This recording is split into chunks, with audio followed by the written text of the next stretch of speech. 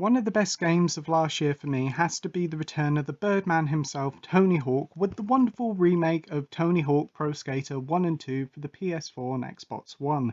It delivered a fantastic trip down memory lane with an incredibly fun score chasing skateboarding game that was a perfect mix of classic gameplay but added plenty of modern touches. Whilst it was a brilliant game, it was a shame that Switch owners never got a version. Well, that was until now, as the game has now launched on Nintendo's Hybrid Wonder. So let's see how they did, shall we?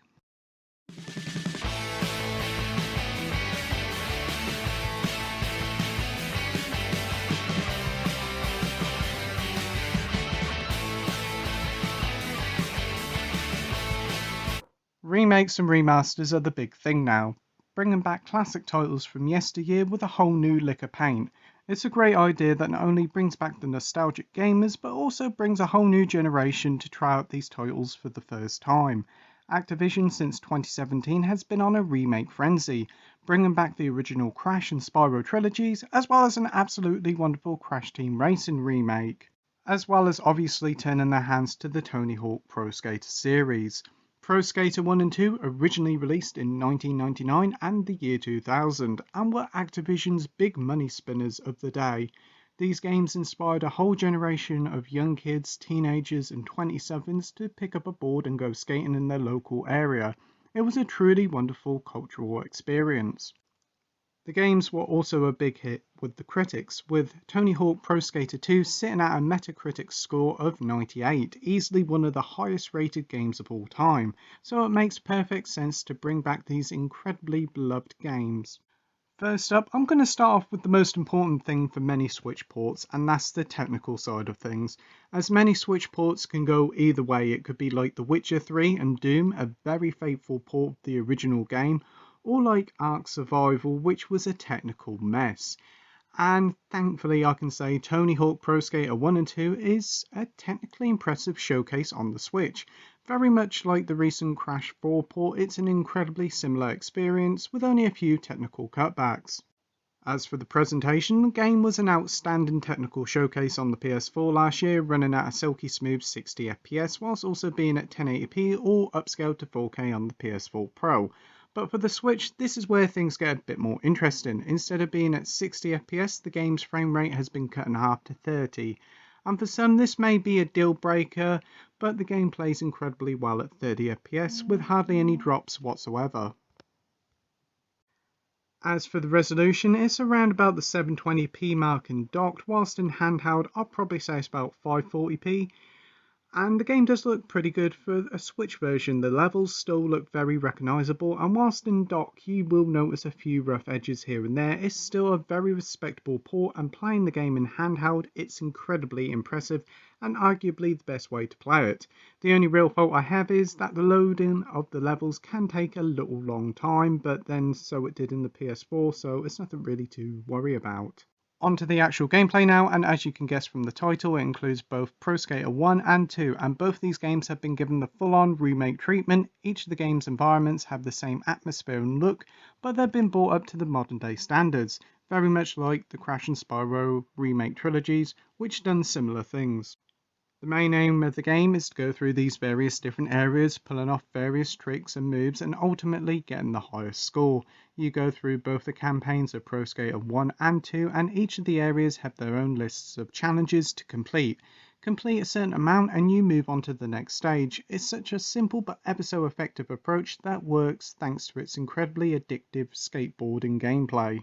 Handling your board is a dream. Whilst some may struggle a bit when they first start up the game, it'll soon become second nature after the very helpful tutorial. You'll be pulling off some very impressive moves with very little effort. There's a great amount of instructions on how to pull off these moves as well, so don't worry about it. Pulling off manuals and grab tricks are very easy to pull off and look amazing in motion. Another thing I like is that when you bail, instead of waiting for your skater to get back up, your skater now sort of fuzzes out with a glitch-like effect, then pops back on the board. It's cool and it does get you back into the game much more quicker.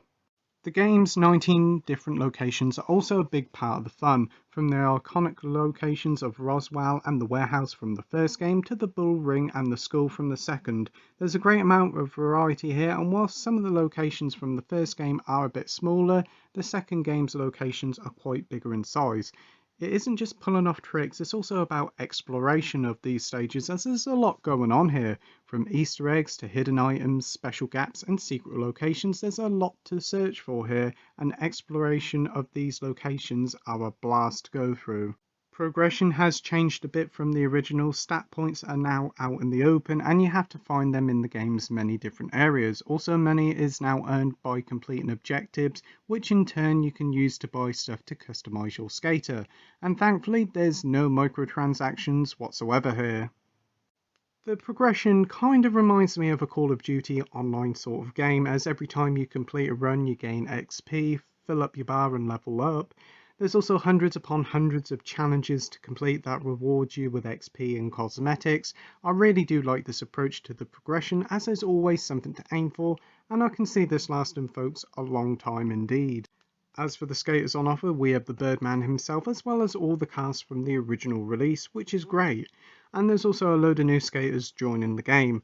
Those who follow the skating circle will certainly know a lot of these folks, but if you just want to make your own skater, you can. The Make a Skater character creator tool is great, and you can create a really detailed character, and you can customize their clothing and board, which is great.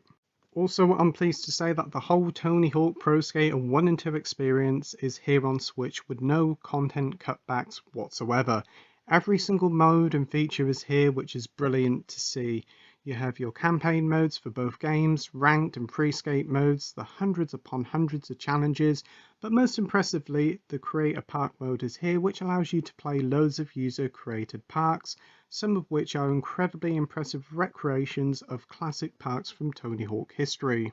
And yes, online multiplayer is here in full. You can join rooms with players and compete to get the best scores, and it's a lot of fun joining in with a load of like-minded skaters, and I'm so glad this mode made the cut, as so often with these Switch ports, multiplayer normally doesn't make the cut. A quick note, if you're planning to buy the physical edition, it says that there's a download needed to fully play the game, and thankfully it isn't a big update. It's only about 3 gigabytes, which is no different to the PS4 version when it launched late last year. Easily one of the biggest things about the Pro Skater series is, other than its fantastic and addictive gameplay, is its soundtrack. During the late 90s and early noughties, the series soundtrack introduced a whole new generation to many songs like Goldfinger's Superman, Rage Against the Machine's Guerrilla Radio, to Primus with Jerry Was a Race Car Driver. Its soundtrack is still bang on, and thankfully Pro Skater 1 and 2 includes most of the original's licensed soundtrack, but that's not all, as developer Vicarious Vision has included 37 new songs to make their soundtrack with over 50 rockin' tunes. And the great news is, most of these new additions are welcomed, but if you're not keen on some titles, you can choose what songs get played in the game, which is another great touch. Conclusion time now, and after a brilliant comeback last year, it's great to see Tony Hawk making his debut on the Switch with this faithful and very enjoyable port of last year's classic, featuring the same fast-paced and addictive gameplay, rockin' soundtrack and enjoyable online play. This is the full fat Pro Skater 1 and 2 experience with no cutbacks. Yes, it's a shame there's no 60 FPS, but the 30 FPS delivers a very solid time, and if this is your only way to play, it's a very respectable port. So with that, I'm giving Tony Hawk Pro Skater 1 and 2 on the Switch a 9 out of 10 with the title of brilliant. Anyway, thank you for watching my review. I hope you enjoyed it. If you could like and subscribe, that would be totally awesome. And as always, till next time, bye.